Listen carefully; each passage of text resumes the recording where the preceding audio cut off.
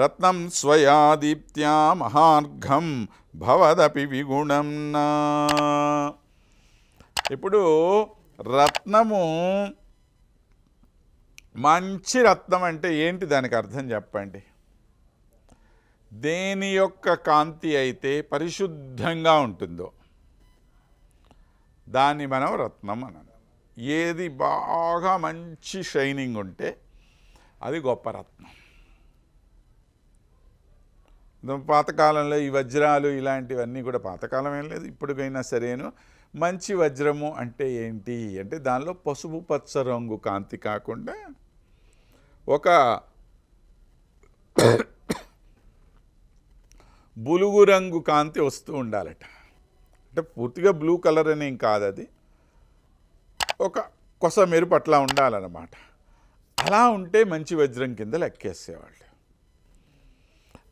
అలాంటి కాంతి దేనిలో ఎక్కువగా ఉంటుందో ఆ కాంతి యొక్క గొప్పదనాన్ని బట్టి దీని యొక్క రేటు కూడా పెరిగిపోతూ ఉంటుంది. ఏది ఎక్కువ మంచి కాంతినిస్తూ ఉంటుందో అది గొప్ప రత్నం అయిపోతూ ఉంటుంది. రత్నం స్వయా దీప్త్యా మహార్ఘం భవదపి విగుణం నమా. ఇప్పుడు ఈ కాంతి అనేది లేదనుకుందాం పోని,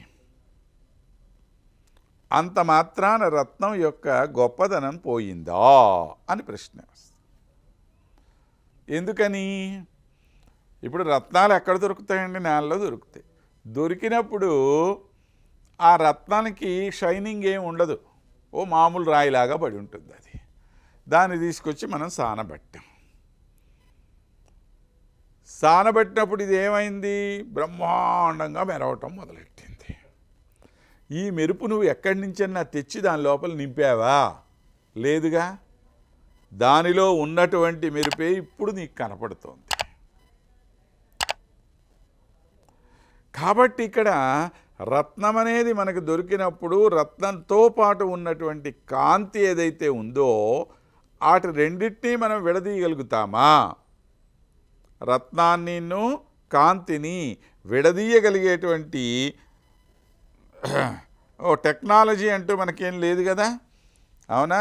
అలానే కుంఠ స్వాతంత్ర్యం, దానివల్ల నీకు నీ యొక్క ప్రత్యేకమైన మౌలికత్వం కానివ్వండి, స్వాభావికత్వం కానివ్వండి, ఇవి తగ్గిపోయినట్టేమీ అర్థం కాదు కదమ్మా అని చెప్పి అంటూ ఉన్నాం. అన్యాహిత గుణం చ నభవతి.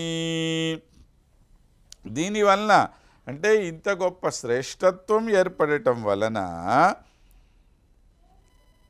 దానికి స్వభావసిద్ధంగా ఉన్నటువంటి ఒక గుణము తగ్గినట్టుగా కూడా కాదు అని చెప్పి అంటున్నాడు. అంటే ఏతావాత చెప్పవచ్చే విషయం ఏమిటయ్యా అనంటే, రత్నానికి దాని కాంతి వలన గొప్పదనం కలుగుతోంది. ఇప్పుడు కాంతి వేరు రత్నం వేరు అని చెప్పగలమా మనము? కాదు కదా. రెండూ కలిపి ఒకటే. ఇదిగోండి రత్నం కాంతి ఇక్కడుంది, రత్నం ఇక్కడుంది అని మనం రెండింటిని వేరు వేరు చేసి చెప్పగలుగుతున్నామా? చెప్పలేకుండా ఉన్నాం. రెండిటి యొక్క సమ్మిళితమైన స్వరూపం ఏదైతే ఉన్నదో అదే మనకి మూలం, అదే దాని యొక్క గొప్పతనం.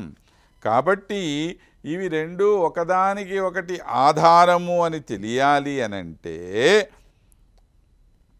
ఈ రెండిటికి వేరే ఇతర వస్తువు యొక్క ఆధారం అవసరం లేదు అన్న విషయం కూడా తెలుసుకోవాలి మనం. ఏమండి?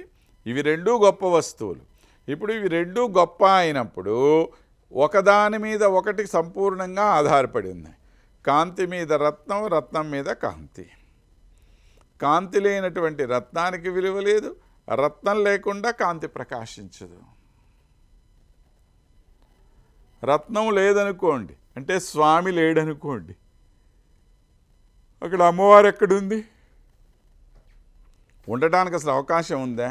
లేదుగా. కాబట్టి ఇవి రెండు వేరు వేరు కాదు. అదేవిధంగా మీరిద్దరూ కూడా వేరు వేరు కాదు. ఒకళ్ళు గొప్ప ఒకళ్ళు తక్కువ కూడా కాదు. ఎందుకని గొప్ప తక్కువ కాకుండా పోతున్నారు అంటే ఇద్దరూ కూడాను ఒకే విధమైనటువంటి స్వభావం కలిగిన వాళ్ళు, ఇద్దరిలోనూ ఒకే గుణాలు ఉన్నాయి. ఇవి పరస్పరము ఒకళ్ళ మీద ఒకళ్ళు ఆధారపడటానికి చిహ్నమే కానీ ఇతరులు ఇంకెవ్వరి మీదనో ఆధారపడాల్సిన అవసరము అవి మనకి తయారు చేయటం లేదు అని వీళ్ళిద్దరూ కూడాను ఈ విధంగా ఒకళ్ళకి ఒకళ్ళు సంపూర్ణంగా సంబంధించినటువంటి వాళ్ళని, వీరిలో ఒకళ్ళు గొప్ప ఒకళ్ళు తక్కువ అనే మాటకు ఆస్కారం లేదని, ఇద్దరినీ కలిపే మనం ఆరాధన చెయ్యాలి అని చెప్పి ఇక్కడ పరాశర భట్టర్ స్వామి వారు మనకి అనుగ్రహం చేస్తూ ఉన్నారు.